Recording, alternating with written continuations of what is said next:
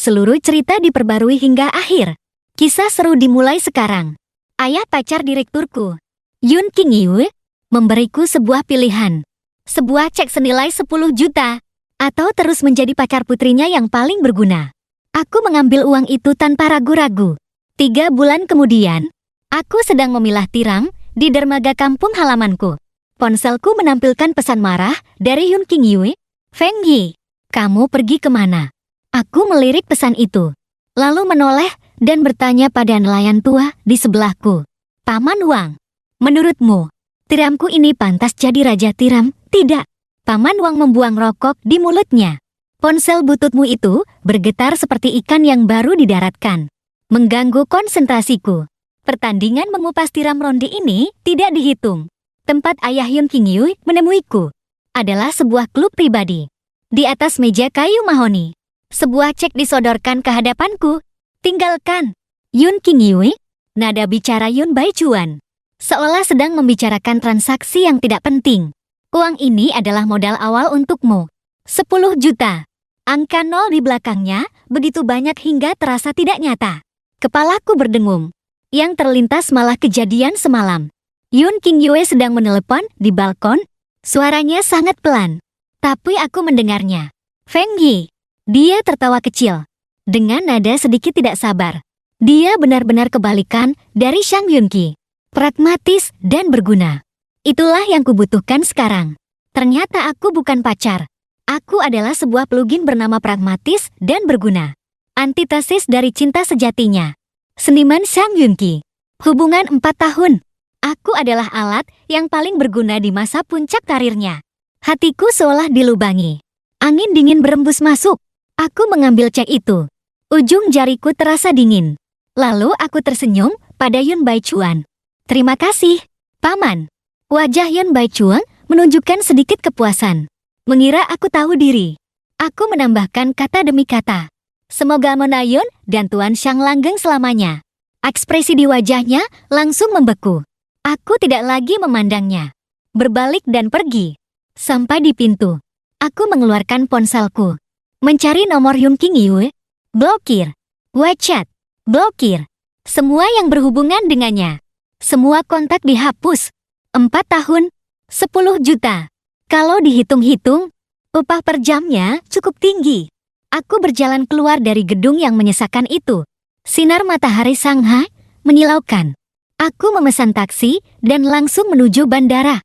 3 jam kemudian, aku berdiri di dermaga tepi laut kampung halamanku.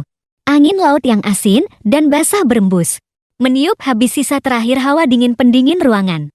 Dari gedung perkantoran Shanghai, aku bebas. Keesokan harinya, aku menggunakan uang itu untuk menyewa wilayah laut terbaik di ujung desa. Aku membeli bibit tiram terbaik seprovinsi. Semua orang di desa bilang aku sudah gila.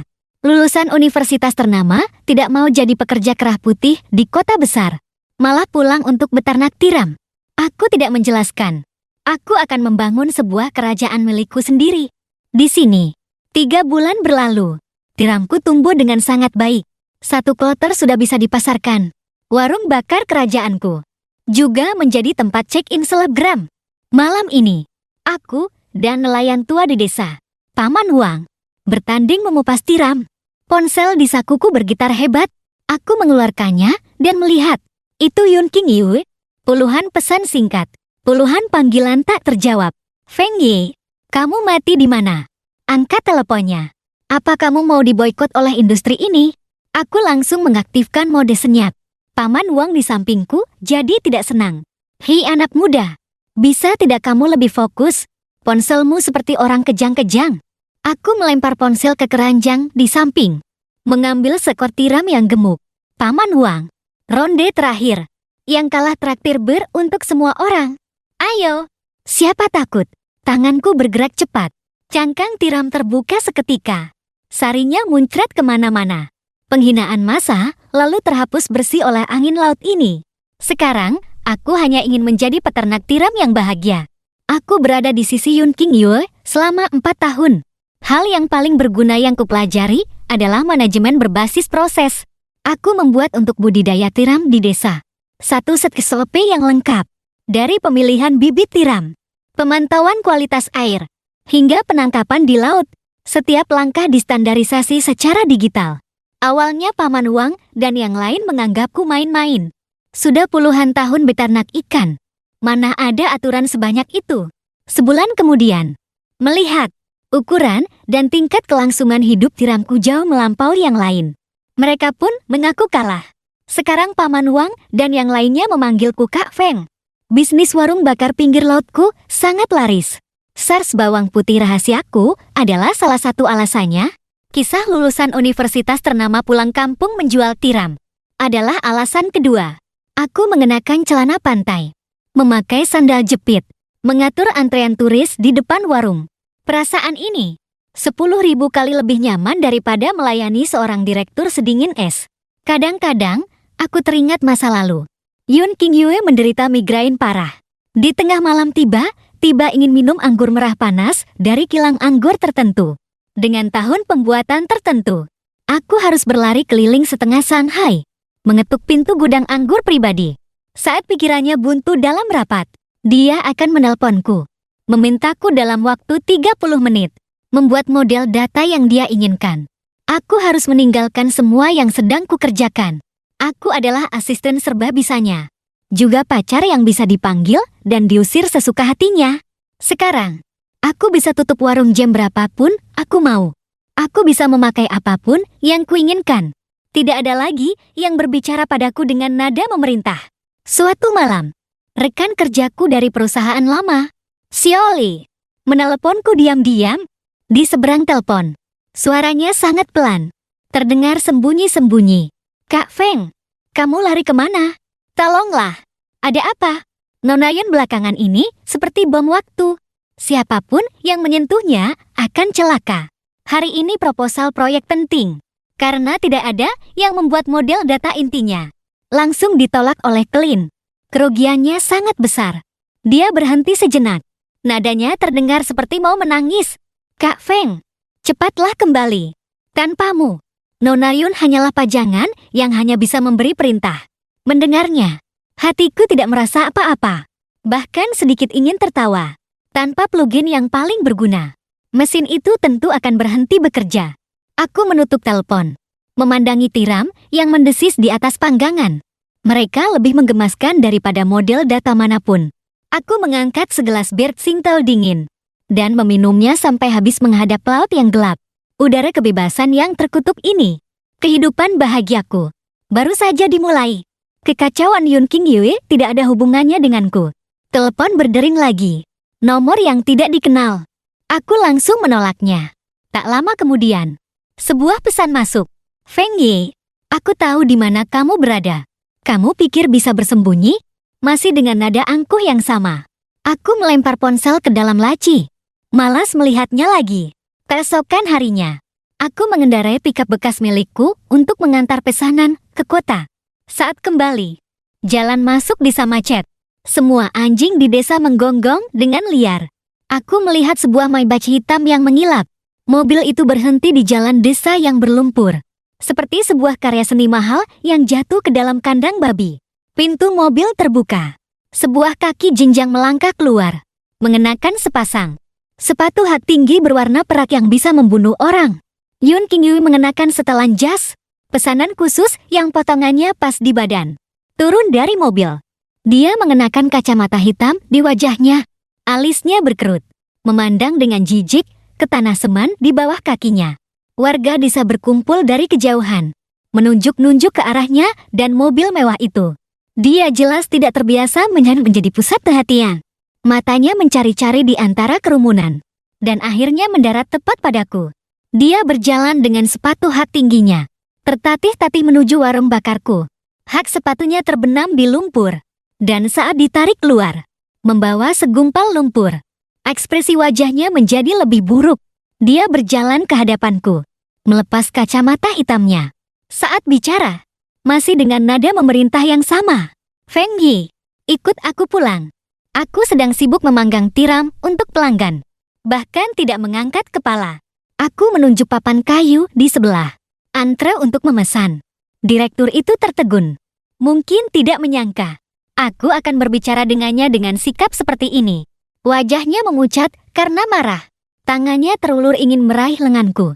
Feng Yi, jangan kurang ajar. Tepat saat tangannya hampir menyentuhku. Tanah yang basah dan licin di bawah kakinya membuatnya tergelincir. Hampir secara refleks, aku mengulurkan tangan dan menahannya. Tubuhnya terasa lembut, dengan aroma parfum yang familiar. Aku segera melepaskan tanganku dan mundur selangkah, sambil menepuk sampai nepuk celamakku. Hati-hati, Nona Yun. Nadaku datar.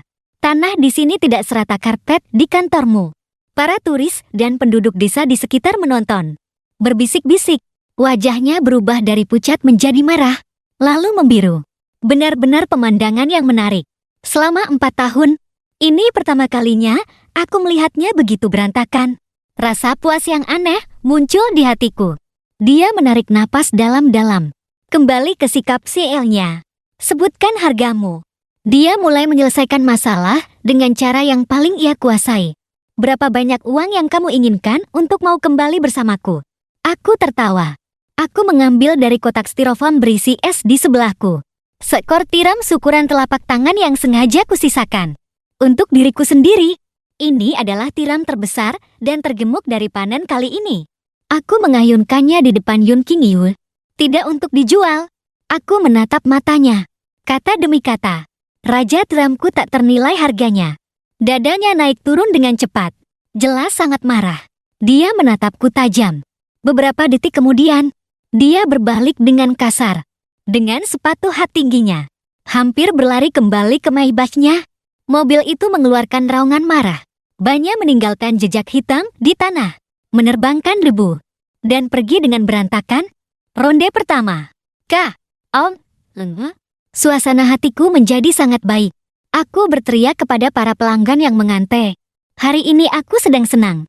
Semua tiram. Beli satu gratis satu. Kerumunan bersorak. Hanya Paman Wang yang mendekat dan berbisik.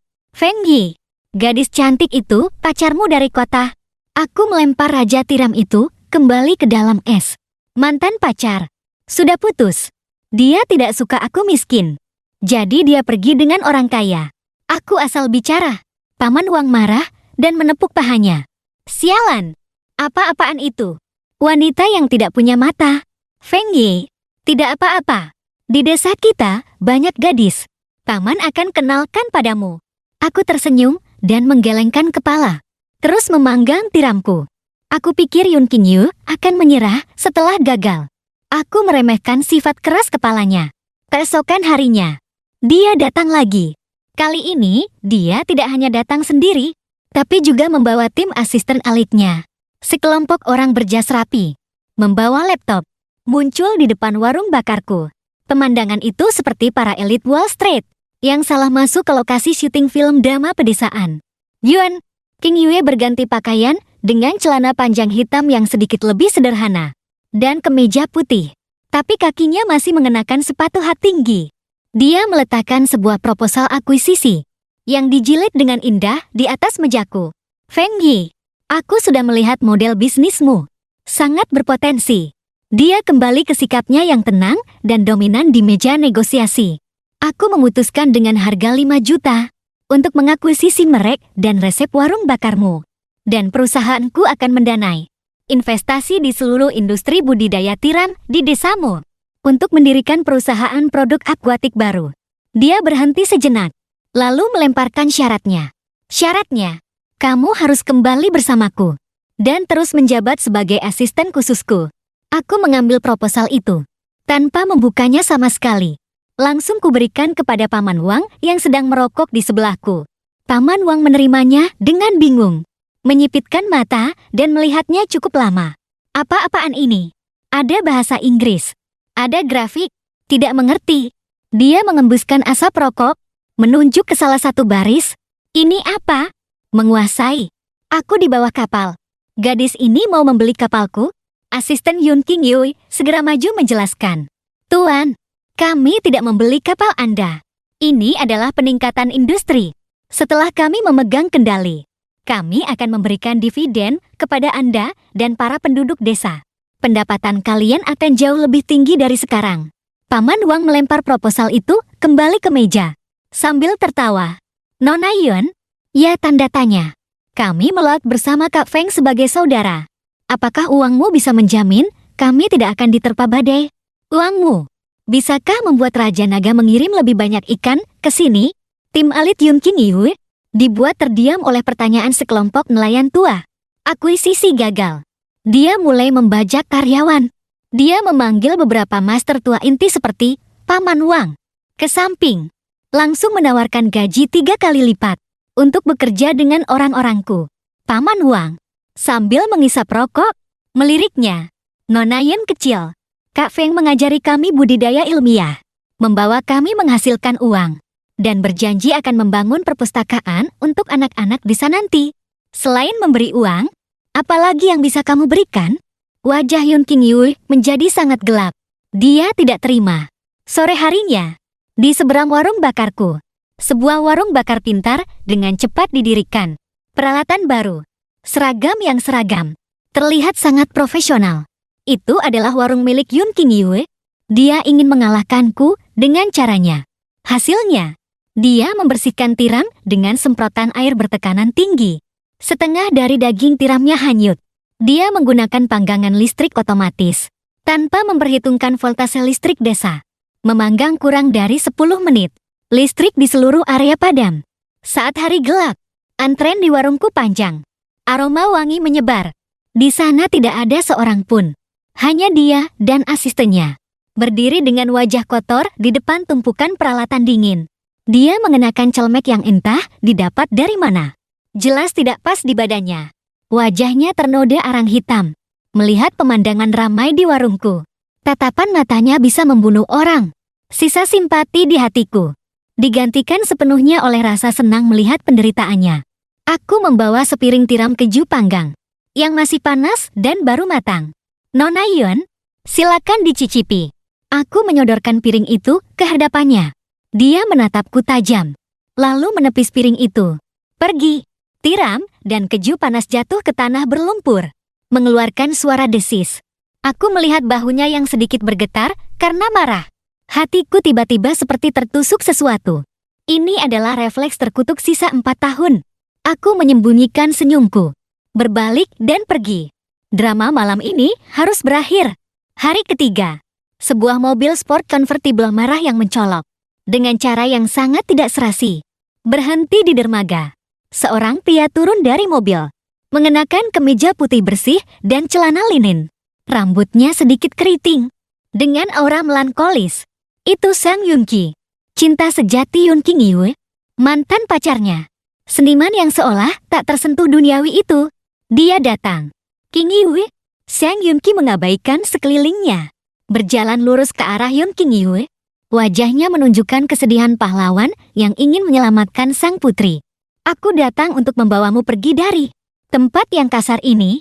Dia melihatku dan mengerutkan kening. Matanya menunjukkan penghinaan yang tidak disembunyikan. Kenapa kamu bisa bersama orang seperti ini? Yun King Yu melihatnya. Ekspresinya bukan terkejut senang, melainkan pusing. Sang Yun Ki, kenapa kamu datang? Kalau aku tidak datang, seleramu akan benar-benar dirusak oleh bau amis ikan di sini. Sang Yun Ki menutup hidungnya dengan dramatis. Dia memutuskan untuk menunjukkan pada Yun King Yu apa itu selera yang sebenarnya. Dia bilang, dia akan melukis sebuah karya berjudul Putri Laut dan Nelayan untuk Yun King Yu. Dia menempatkan kanvasnya di tepi pantai. Baru saja mencampur cat. Seekor burung camar terbang lewat. Segumpal kotoran burung berwarna putih mendarat tepat di tengah kanvas barunya. Wajah Sang Yun Ki lebih berwarna daripada palet catnya. Dia bilang lagi, dia akan membuat makan malam romantis untuk Yun King Yu. Dia melihat tiram di warungku dengan wajah jijik. Makhluk ini terlihat terlalu postmodern, penuh dengan estetika kekerasan primitif. Sama sekali tidak bisa dimakan. Dia mengumumkan akan membuat salad gastronomi molekuler untuk Yun King Yu. Hasilnya, dia sibuk setengah hari di tepi pantai. Bahkan tidak bisa menyalakan api dari ranting kering. Malah matanya berair karena asap. Akhirnya, dia pusing karena lapar dan jongkok di tanah. Tidak bisa berdiri. Aku diam-diam memasak semangkuk mise avot. Di dalamnya ada 2 kerang simping yang baru diambil. Dan seekor udang besar. Aku memberikan mie itu pada Yun Qingyu. Dia tidak berkata apa-apa. Mengambilnya dan makan dengan lahap sampai bersih. Bahkan kuahnya pun dihabiskan. Sang Yunki di sebelahnya meratap. Qingyu, di mana jiwamu? Di mana seleramu? Bagaimana bisa kamu makan makanan yang begitu? Merakyat, Yun Qingyu mengangkat kepalanya. Untuk pertama kalinya menatap Sang Yunki dengan tatapan dingin. Diam. Saat itu, aku hampir tertawa terbahak-bahak. Aku sadar. Cinta sejatinya yang disebut-sebut ini sepertinya datang untuk membantuku. Dengan ketidakkandalannya, dia dengan sempurna menonjolkan betapa berharganya diriku. Malam harinya, Sang Yunki tidak suka penginapan di desa yang lembab. Bersikeras tidur di dalam mobil sportnya. Tengah malam, nyamuk pantai memberinya pelajaran. Keesokan paginya, dia dengan wajah penuh bintol, menangis dan berteriak ingin kembali ke kota. Yun Qingyu dengan kesal memberinya nomor telepon asistennya. Menyuruhnya mengurus sendiri. Sebelum Sang Yunki pergi, dia masih menunjuk hidungku dan mengancam. Nelayan rendahan ini, tunggu saja. Cepat atau lambat aku akan menyelamatkan Qingyu dari sisimu. Aku melihat punggungnya yang lari tunggang langgang. Dengan tulus berkata padanya, selamat jalan dan jangan kembali. Aku bahkan berharap dia tinggal beberapa hari lagi. Lagi pula, komedian gratis tidak mudah ditemukan. Ramalan cuaca bilang hari ini akan hujan, tapi tidak bilang akan ada badai laut. Sore harinya, aku dan Paman Wang membawa 2 turis untuk merasakan pengalaman melaut. Tidak sengaja, Yun Qingyu entah kapan juga ikut dengan kapal lain. Baru berlayar kurang dari 1 jam. Cuaca tiba-tiba berubah drastis. Awan gelap seperti tinta yang tumpah, langsung menutupi seluruh langit. Angin kencang menggulung ombak besar, menghantam kapal nelayan kami dengan keras. Badan kapal berguncang hebat, seolah-olah akan terbalik detik berikutnya. Para turis berteriak ketakutan. Aku memegang kemudi dengan erat, berteriak pada Paman Wang. Menyuruhnya membawa turis masuk dalam kabin. Di kapal lain, situasinya lebih buruk. Sang Yunki, seniman yang pagi tadi bilang mau pergi, ternyata juga ikut. Dia memeluk tiang kabin. Wajahnya pucat pasi ketakutan. Mulutnya masih menggumamkan sesuatu secara neurotik. Bait-bait puisi tentang badai dan gairah. Sama sekali tidak berguna. Yun Qingyu ingin membantu. Dia ingin melepaskan tali tambang yang berantakan karena angin. Tapi dia sama sekali tidak mengerti hal-hal ini. Sebuah ombak besar datang. Kakinya tidak stabil. Seluruh tubuhnya terlempar ke arah sisi luar kapal. Awas! Pikiranku kosong. Tanpa berpikir aku melepaskan kemudi. Melesat maju. Tepat saat dia akan jatuh dari kapal.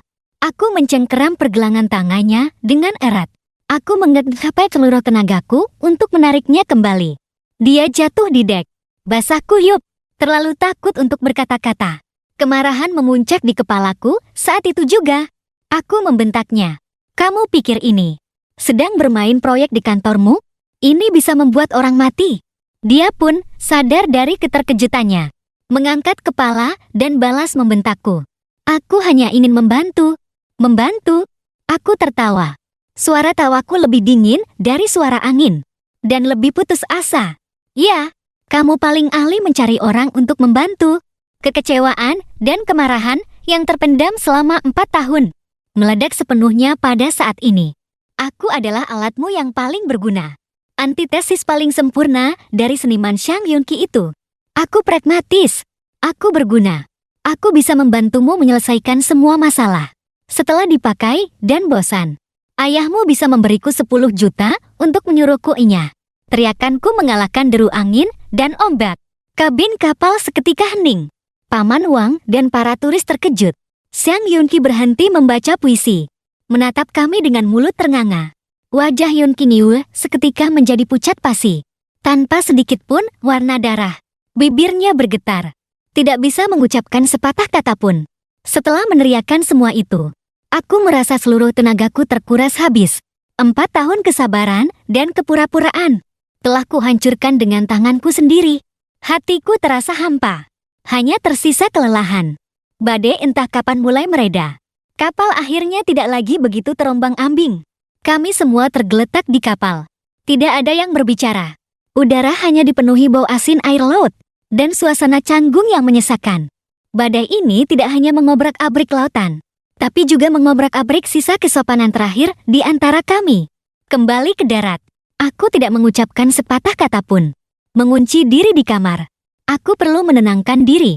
Atau lebih tepatnya, aku butuh ruang yang tenang tanpa Yun King Yu. Terdengar langkah kaki di luar pintu. Lalu suara ketukan pintu.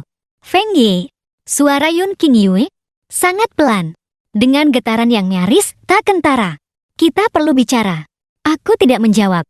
Kata-kata di kapal tadi tidak seperti yang kamu pikirkan. Dia mencoba menjelaskan. Aku langsung memakai headphone dan menyetel musik sekeras mungkin. Raungan musik heavy metal menenggelamkan segalanya.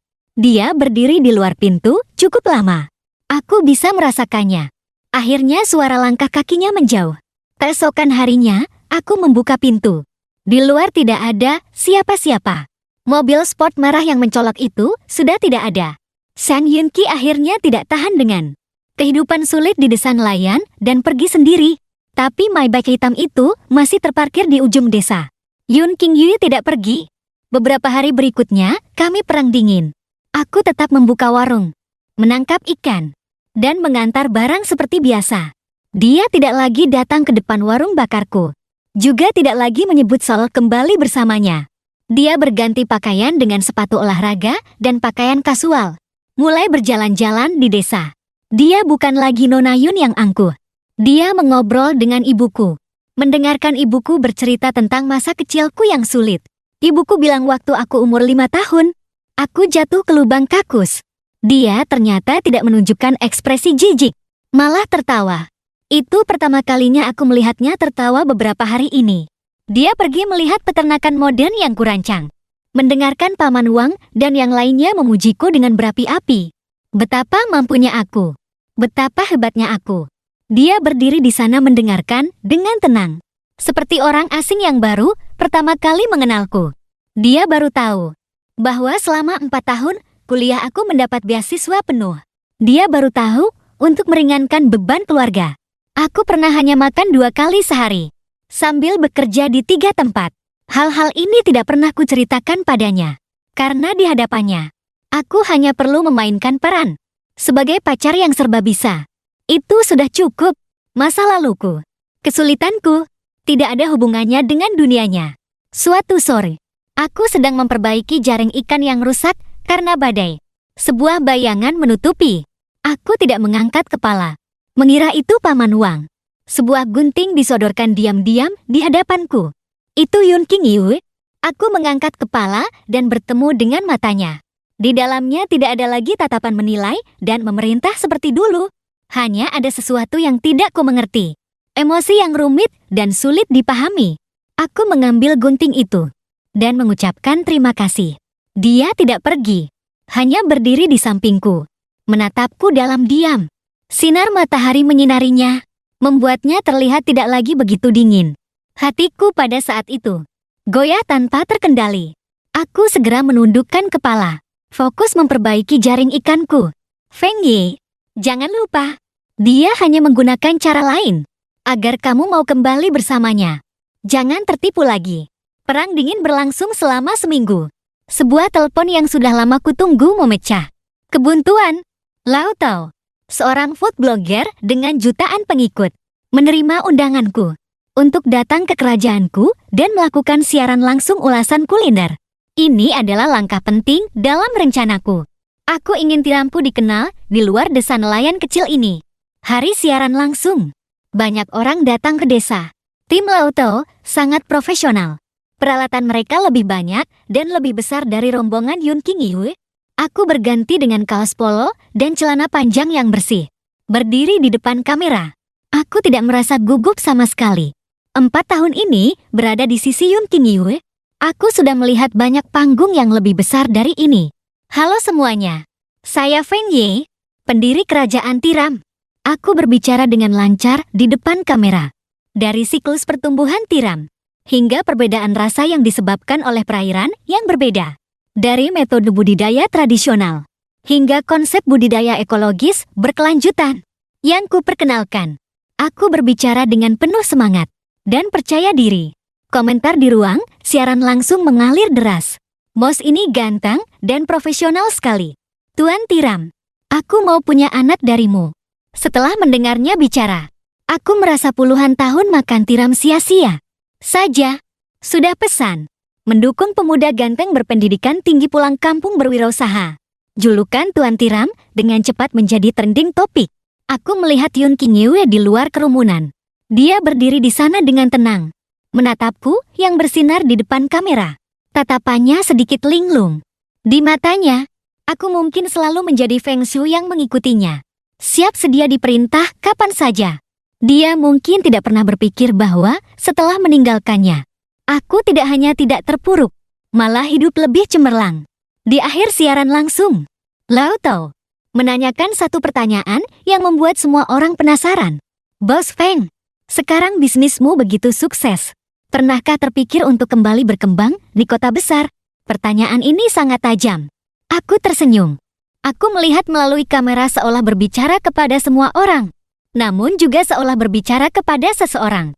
Kota besar mengajariku cara bertahan hidup. Aku berhenti sejenak, mengambil seekor tiram yang baru dibuka, penuh dengan sari. Dan laut ini mengajariku cara untuk hidup. Aku melihat tubuh Yun Qingyu sedikit bergetar. Dia akhirnya mengerti. Aku bukan lagi Feng Yan yang perlu menatapnya dan bergantung padanya. Sekarang, aku adalah Bos Feng. Adalah Tuan Tiram. Aku dan dia bukan lagi orang dari dunia yang sama. Atau lebih tepatnya, aku akhirnya membangun sebuah duniaku sendiri. Sebuah dunia yang tidak bisa ia beli dengan uang. Siaran langsung berakhir. Jumlah pesanan meledak. Aku menjadi penguasa kerajaan tiram yang sesungguhnya. Serangan balasan ini indah dan tuntas. Aku telah mengalahkannya secara mental. Setelah siaran langsung berakhir, Yun Qingyu menemuiku di dermaga yang ramai. Dia berjalan ke hadapanku, menarik napas dalam-dalam. Maaf, ini pertama kalinya dia meminta maaf secara resmi padaku.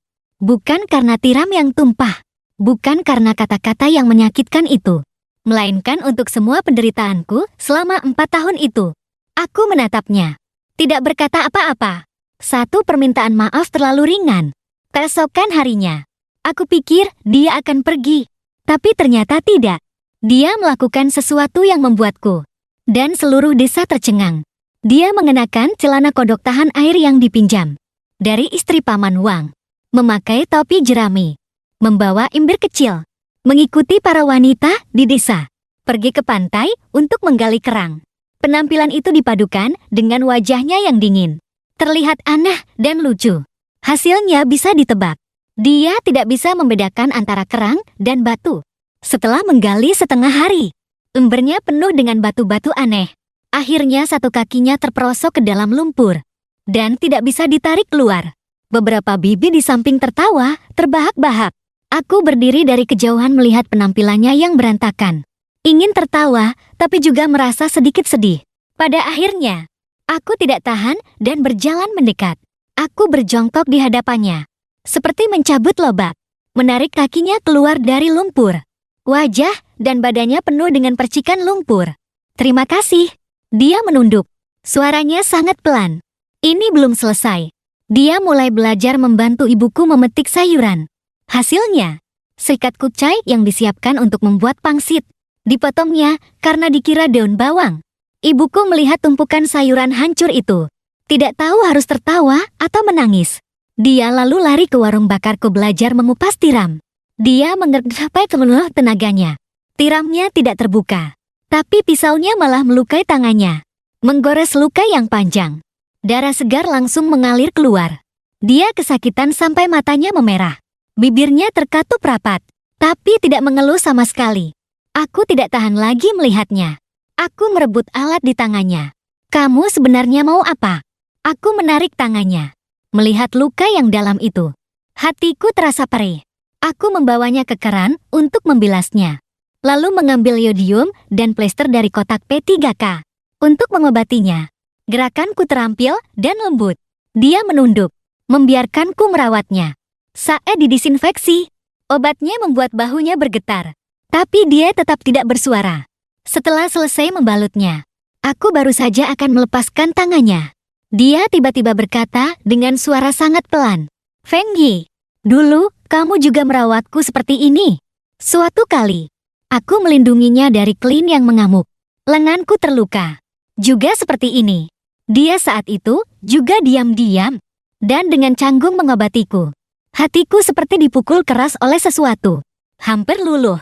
Aku segera melepaskan tangannya. Mundur selangkah. Wanita yang dengan canggung berusaha menyenangkanku ini. Apakah masih direktur sedingin es yang angkuh? Yun King Yue, apa yang sebenarnya ingin dia dapatkan dariku? Jawabannya terungkap dari sebuah telepon tak terduga. Sore itu, Yun King Yue sedang di halaman. Dengan canggung membantu ibuku menjemur jaring ikan. Ponselnya berdering. Dia melihat nama penelpon. Wajahnya berubah. Berjalan ke sudut untuk menjawab.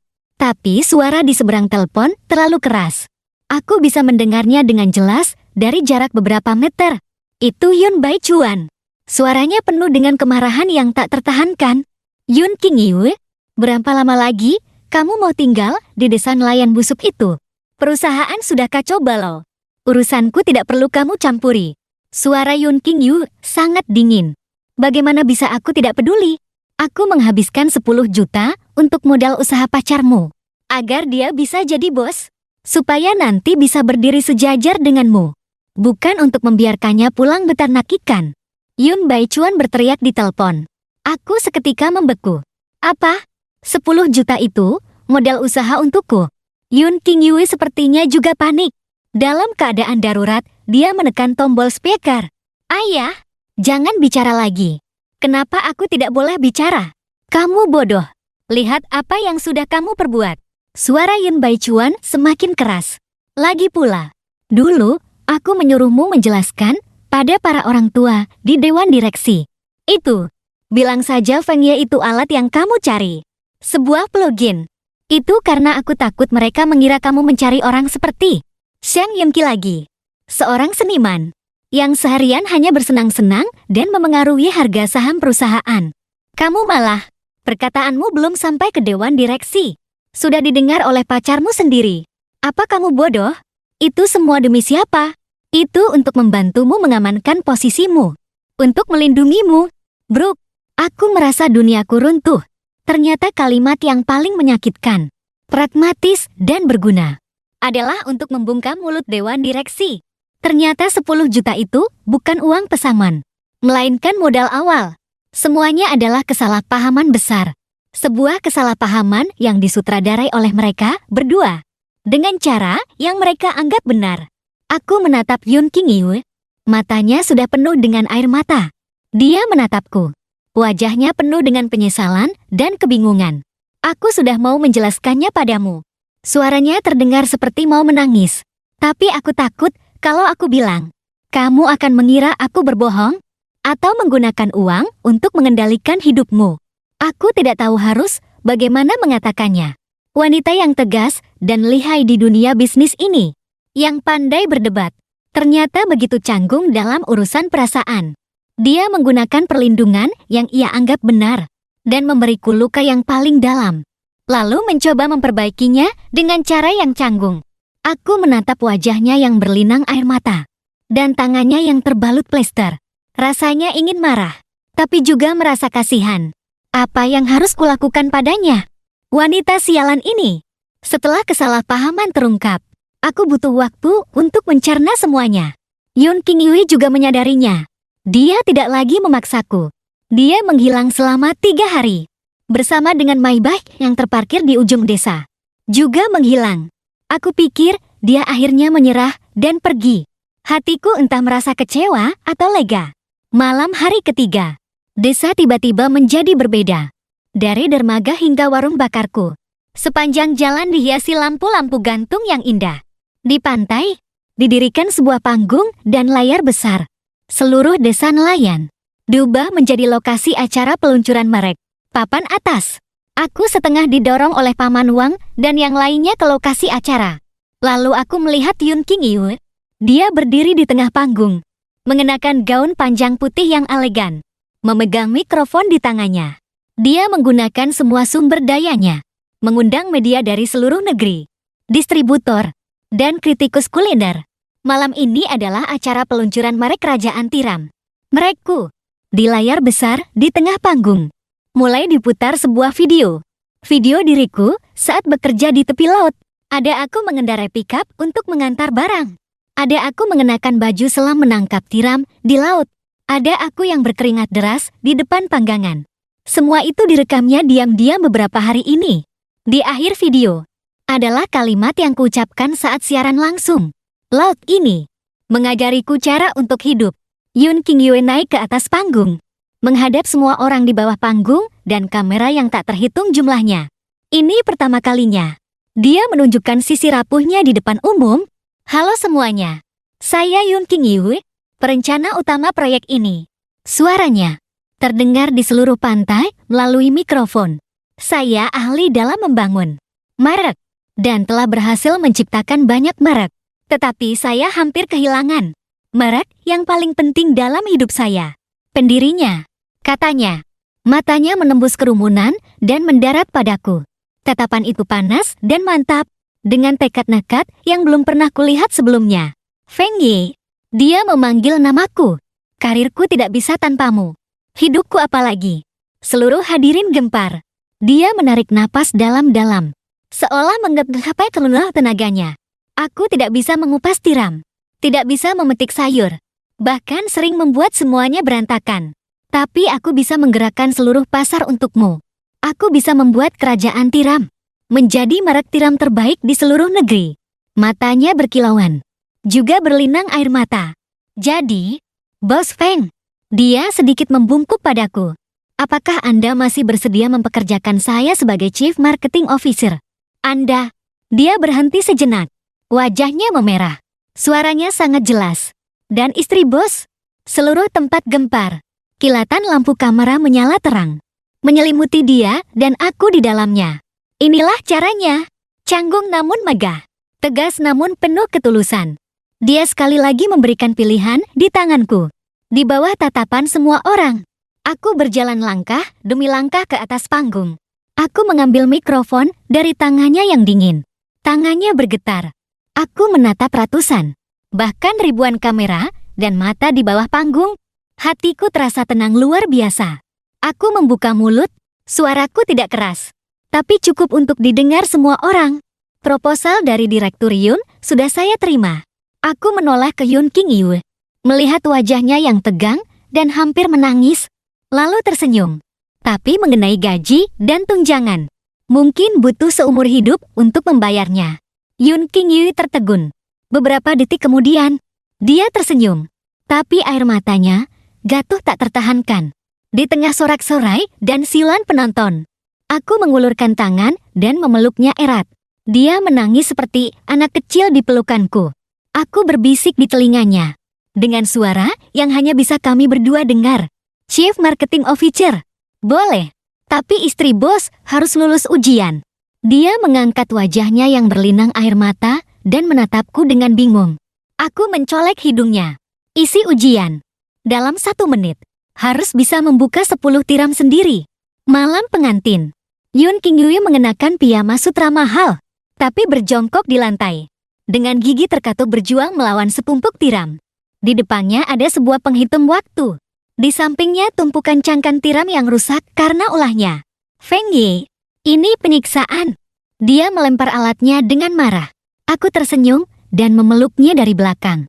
Memegang tangannya yang memegang pisau tiram. Bodoh. Biar aku ajari. Aku menempelkan tanganku di tangannya, mencari posisi yang tepat. Pergelangan tangan sedikit diputar. Klik. Cangkang tiram terbuka seketika.